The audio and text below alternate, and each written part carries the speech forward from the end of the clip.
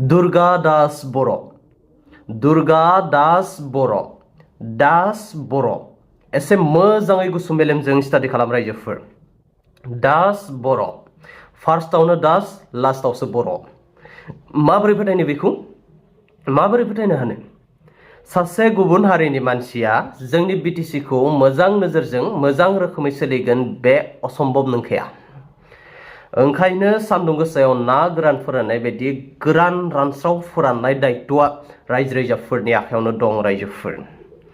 फैगौ आसाम बिधान सभा इलेक्शनाव टंला कन्स्टिट्युएन्सिनि BPFनि MLA दुर्गा दास बर' बिथाङा BPFनि जानानै इलेक्शन गेलेनो थांगासिनो दं रायजोफोर। ओंखायनो सानै हयै बयबो रायजो राजाफोरा एसे स्टाडि खालामलायनानै गाव गावनि बेसेन गोसा भटखौ ओरैनो दैयाव गारस्लायस्लाय गावनिनो अरिजिनेल बर' केन्डिडेट सोरबायदि केन्डिडेटनो होयोब्ला गावनि बा जातिनि डेभेलप जागोन बेफोरखौ नोजोर होनानै बयबो सानै हयै होब्लानो जाबाय रायजोफोर। भिडिअखौ बयनोबो शेयार खालामनानै हो। स्पेसियली बे भिडिअआ बांसिन प्रायभाग BPF सापर्टारफोरनि थाखाय इम्पर्टेन्ट। दिनै UPPL दोलोनि स्पकपार्सन अशोक बिथाङा BPFनि MLA दुर्गा दास बर' बिथांनि सायाव जा खोथा बुंबाय बे खोथाफोरा गासै 110% सैथो रायजोफोर। भिडिअखौ जोबजासिम नायलां। लोगोसेनो फैगौ 21 फेब्रुवारि खालि UPPL दोलोआ मोनसे कार रेली लादों। बेनि सायावनो फंनैसो खोथा इम्पर्टेन्ट खोथाफोर फोसावफैदों। नायलां रायजोफोर। दुर्गा दास बर' बिथाङा मानगोनां MLA। बर्तमान बिथाङा BPF हान्जानि सासे MLA हिसाबै बिथाङा खामानि मावबाय थादों आरो बिथांनि MLA फैगोन 19 तारिखनि उनाव जोबथा मोनसे महर मोनसिगोन।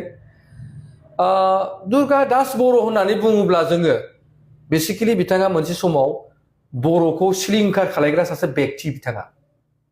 मानोना बै समाव जेब्ला AGP गभर्नमेन्टनि बिथाङा सासे कैबिनेट मिनिस्टारमोन आरो बै समाव नोंथांमोना सोङै जे बै समाव खैराबारि बेनि उनाव दरं उदालगुरि बायदि जायगायाव बिथाङा गोबां बर' मानसिनि न'फोरखौ सिलिंखार बिलिंखार बिथाङा बिथांनि गभर्नमेन्टनि दिनाव बिथांनि मिनिस्टारनि दिनाव जादों। आरो बे व्यक्तिखौ जोङो दिनै खुनु रायखांनांगौ प्रयोजन गैया।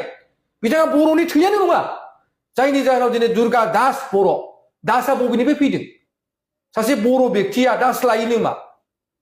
गतिके दुर्गा दास बर'आ जोंनि बर' हारिनि थाखाय फेक्टरबो नङा आरो दुर्गा दास बर'आ जोंनि जातिनि मा होनदों बिथाङा मोनसे समाव खैफोदाव खोख्लैग्रा जोंनि बर' रायजो राजाफोरखौ बै समाव न' बां सावनाय न' बां जोख्रेबनाय सिलिंखार बिलिंखार खालायनायनि सासे नायकसो बिथाङा।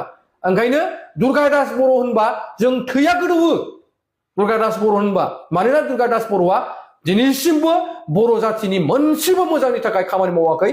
जेब्लायबो बर'नि बिर'धि बिथाङा बै दिसपुर बायदियाव थांनानै दिसपुरनि माखासे मिडिया चेनेलफ्राव थांनानै गिदिर गिदिर गालखाब गुवार गुवार बाथ्रा बुंग्रा सासे व्यक्तिसो बिथाङा। नाथाय बर' जातिनि थाखाय बर'नि थाखाय बिथाङा मा मावदों? आरो नोंथांमोना नंखाय सानदोंबा बिथांनि न'आव थांनानै भिजिट खालामनाय जे बिथांनि माने फेमिलिया दख'ना गानगोन ना गाना, बिनि गथ' गथाया बर' रायलायगोन ना रायलाया, गाव बर' रोंगोन ना रोङा, दिनै दुर्गा दास बर'नि सोमोन्दै जों बुङो। आरो बिथाङा दिनै मानगोनां हाग्रामा महिलारि सारनि अननायाव दिनै MLA जानो मोनदों। बियो मोनसे बिथांनि थाखाय भाग्यवान होननानै सानो। नाथाय बिथाङा नैबे फैगोन समाव टिकेट मोनब्लाबो कुनु पइन्ट देरहाया आरो बेखौ कुनु बर' जातिया बर' माहारिया बिथांनो भट होआ, बे रोखा। नोंथांमोननो फोरमायनो मोननानै गोजोननाय मोननो नागिरदों। जिहेतु जोंहा मोनसे प्लेनिं लादोंमोन, जिहेतु जोंहा इयुथ लाइमोननि फार्स्ट एक्टिभिटिस हिसाबै जोंनि प्रथम सेन्ट्रेल लाइमोन गांखंनि जिहेतु जोङो मोनसे मेगा कार रेली जोङो लानो नागिरदों। आरो बियो फैगौ जोङो 21 तारिखआव उदालगुरिनि जि जोंहा डायमन्ड फिल्ड होनो जायखौ माने मा होनो नलबारि प्लेग्राउन्ड होननानैबो बुङो, जोङो बिनिफ्राय स्टार्ट खालायनानै जोङो क'क्राझार बनरगाव जिहेतु जोंहा माने खाख्राबारि माने जितु बनरगावनि जोंहा जि खाग्राबारि जि फिल्ड दङ बे फिल्डआव जोङो जोबथा फैगोन, एन्डिं खालायफैगोन। दा बेखौबो आं नोंथांमोननि सिगाङाव मिन्थिहोनो नागिरदों। आरो बे माखासे जोंनि जि जोङो मोनसे मेप खालायदों जे गारिफ्रा जोंना बोरै बोरै फैगोन आरो बेहाय मोनबेसे गारिफ्रा आग भाग लागोन जोंनाव बेहाय गासै 1500 माने कार बेहाय आग भाग लागोन बेहाय जोंनि साफ्रोमबो मा होनदों लाइमोन गांखंजों लोगोसे बेहाय ओमेन जोंनि गुबुन गुबुन सेलफोर बेजों लोगोसे पेरेन्ट बडिनि दैदेनगिरि बिथांमोना बेहाय आग भाग लागोन आरो बेखौ जोङो फैगोन 21 तारिखनि फुंनि 8टानिफ्राय जों स्टार्ट खालायगोन जों प्रथमावनो जों स्टार्ट खालायगोन जे जोङो स्टार्टिं पइन्टआ जाबाय नलबारि प्लेग्राउन्ड उदालगुरि टाइमा जाबाय 8टा जोङो बिनि उनाव फैगोन जोङो 8:50 जों पानारियाव मोनफैगोन बेहाय जोंना मा होनदों 9:50 वेलकाम जोंखौ वेलकाम खालायगोन तामुलपुर डिस्ट्रिक्टआ आरो बिनि उनाव जोङो मा होनदों 10:30 जों मोनफैगोन जोङो बागानपारा आरो बागानपारा ब्लकआ बेहाय जोंखौ वेलकाम खालायगोन जेसेबां बे कारिलियाव फैनाय आरो बेजोंनो लोगोसे जोङो 10:40 जों मोनफैगोन बरबारि जाना फैगोन आरो बरबारिनि उनाव जोङो मसुलपुर फैगोन आरो मसुलपुरनि उनाव जोङो मा होनदों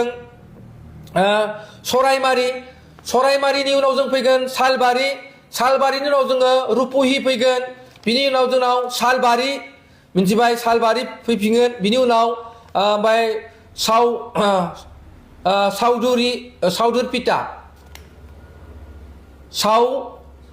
सावदुरपिटा आरो बिनि उनाव जोंनो खुस्राबारि आरो बिनि उनाव जों कदमतल आरो बिनि उनाव जोंना मा होनदों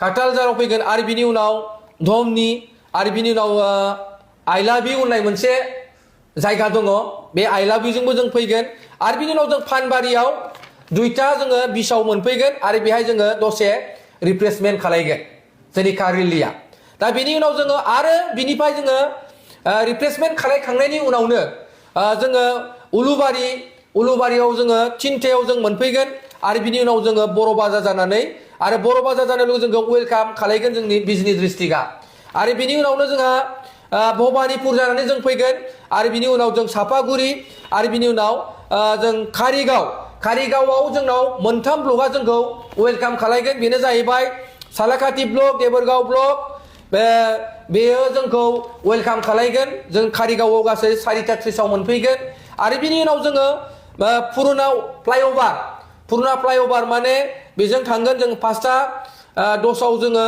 मोनफैगोन आरो बिनि उनाव जों एन्डिं पइन्ट जों 5:30 जोङो बनरगाव जों खाग्राबारि फिल्डआव जोबथाहैगोन बेखौनो दिनै जोङो मिन्थिहैबाय आरो जों बिदिनो खावलायनो नागिरदों जे जोंनि मोनफ्रोमबो सेल जोंनि UPPL हान्जानि माने जोंनि नैबे मिरु लाइमोन गांखंआ जि अर्गानाइज खालामनाय जि प्रग्राम बे मेगा कार रेलिया बेहाय माने जोङो साफ्रोमबो जोंनि वार्कारफोर जोंनि दैदेनगिरि जोंनि साफ्रोमबो मावथि बिथांमोनखौ जोङो बयखौबो आग भाग लानो थाखाय जों गुरै खावलाय हरदों आरो बे रेलिया सबसे गिदिर दिनै जोङो बेखौ मोनसे हयथ' नोंथांमोना मोनफ्रोमबो दिनै पलिटिकेल पार्टियाव बे माने पलिटिकेल हान्जानि बेबायदि मोनसे मेगा रेलि हयथ' जाफेरनाय नुवाखै नोंथांमोना निस्सय दिनै UPPL नि नेतृत्वआव मिरु लाइमोन गांखंनि दैदेननायाव बियो फैगोन 21 तारिखआव मा होनदों उदालगुरिनिफ्राय लानानै जों क'क्राझार फारसे जोङो रावना होगोन